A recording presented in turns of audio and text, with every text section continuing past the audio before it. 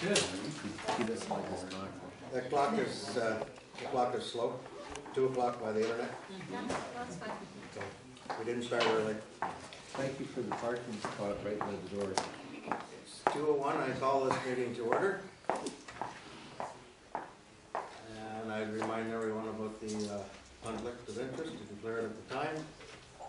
We have no items on the consent agenda. There's no minutes to approve. No delegations or presentations. So we move on to strategic planning, and I guess that's 8.1. It's the CAO's report. Public and private partnerships. Can I make a statement? I guess if you would like to make a statement. I'd like to make a personal statement. Personal statement. Yeah. Councillor Cressy. I've had some feedback from Forrest and myself, as a matter of fact, about the member state, particularly around Blaine Police, which was, I know it sounds passive and all the rest of it. However, I am aware that the mayor was busy elsewhere on Remembrance Day, but when there is a ward councillor from that ward, also a member of that legion and a veteran, who is not invited to the reform behalf of Latin Shores, it was a few eyebrows were raised around the area, and I was asked to mention it and voice my displeasure at what was a perceived slight of the Ward 5 councillor, namely me. So I'm sure it wasn't done as an insult on purpose, but it sure as heck felt like one. So I figured I would lay that out as a statement, and thank you. Sort of felt that way. I don't think it was intended, that's for sure. Councillor Monson. Yeah, just as a follow-up, and I believe, if I'm not mistaken, I think Councillor Russell raised this last year in Thetford. The closed road worked very well. However, I was surprised again to see no wreath from Lambton Shores. There was a wreath from the town of Thetford, but there was no wreath from Lambton Shores. So maybe next year we can have staff kind of liaise with the different ceremonies and legions, and so this type of thing doesn't happen. I'll second that. Make a motion? Why don't we just make We don't need a motion to do that. Should be done. That will be done.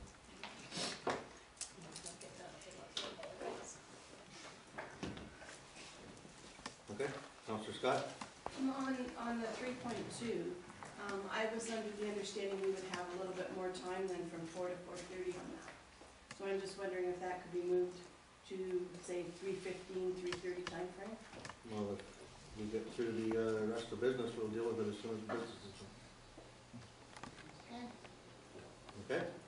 We have 2 reports. We have one on public-private partnerships, and one on items referred to the budget. That's all that we have to deal with for the next 2 hours. If we can deal with that in the next hour, then we'll carry on. Councillor Bonston. Yeah, just a question before we get into the public-private partnerships. This is good. This report. Excellent. Yeah, but it's it's more of a procedural piece than a philosophical piece. And I guess that's what I'd like to talk about is, I think you have different public-private partnerships. You have some for infrastructure. You have some, maybe you heard earlier today, maybe we're going to get into capital ventures with people. But I guess the one that I'm looking for is more of a philosophy around service. When does the municipality engage in a service with a private partner?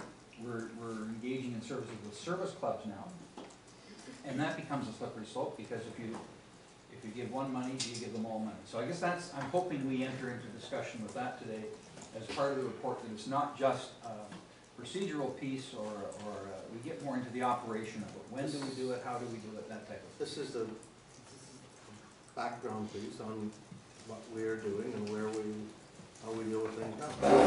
And that was the discussion.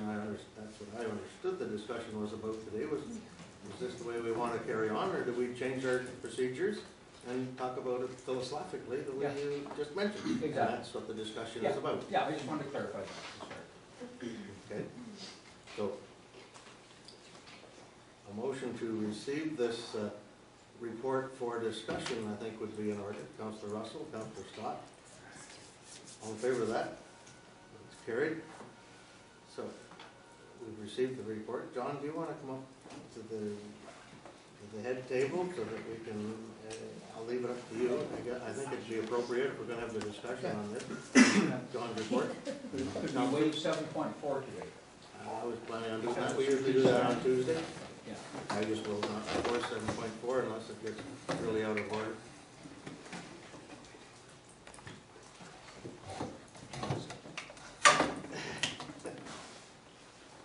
So, again, we're here to talk about this report, an explanation of what has been done and how we've done things in the past. And John, do you want to comment? No, On I this think first, Councillor Bonesteel characterized it correctly. This was kind of an overview of what public-private partnerships are from an operational standpoint and capital standpoint. Yeah. What the history of how this municipality has been engaged in those kinds of partnerships up to this date. And it really does beg the, to have a more full discussion with council of what its strategic objectives are in terms of these kinds of relationships and provision of services. I point out in the report that typically when these discussions are triggered are during a budget review process, because we are examining both capital budgets and operations, and the discussions have always centered around, well, what about this? Is this something that we need to do internally with our own staff? Is this something that can be contracted out? And you'll see, there was a variety of examples of where we opted not to hire staff to do certain things, but contract out things like bylaw enforcement, and the solid waste management, and so on. So there are other opportunities. It's just, again, I'm not sure what the trigger is, I think it would be helpful to have some guidance and some direction from council as to what it would like to look at. They may have, you've had 2 years under your belt with our operations at this point, and you may already have some ideas in mind.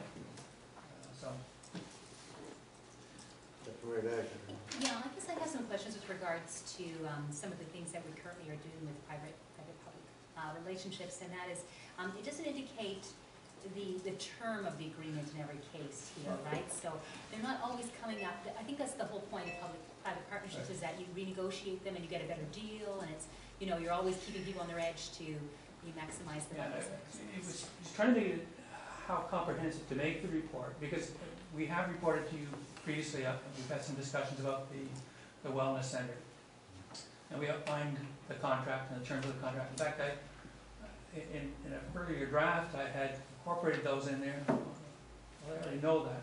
Similar to the OMI thing, I think we've had a discussion about council's interest in reviewing how that's approached. So the other ones tend to be annual contracts. For example, bylaw enforcement is usually something that Carol will check with, and we kind of do it on a year-to-year basis, and it's largely driven by who the contractors are. Presently, we have the bylaw enforcement contract in Grand Bend is a unique entity. Having the expertise of Keith Crawford is invaluable to us, and so every year it's kind of, are you interested in one more year kind of thing. But at some point in time we have to prepare ourselves that Keith Crawford may not be there, or Glenn Bell may not be there, and we need to open that up. We did look at this. I'm sorry, jump in. Early, part of its history clicks in a little. It takes a bit longer.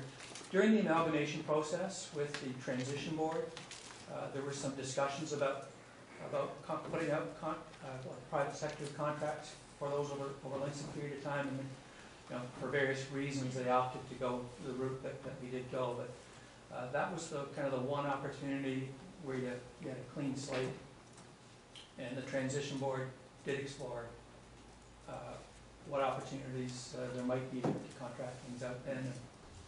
So, not to say we can't do it again. Yeah, I think there's a lot of stuff in here to talk about, and I think sometimes we make the mistake of things seem to be running well, and so we just keep it going, and we don't. And you just hit the nail on the head, because Councillor Scott has alluded to this, and I can remember when I was working, I thought that I was never expendable. Nobody could ever do the job like I did. And I think that's the issue when we look at these contracts. We have to plug in the role, not the person. And I think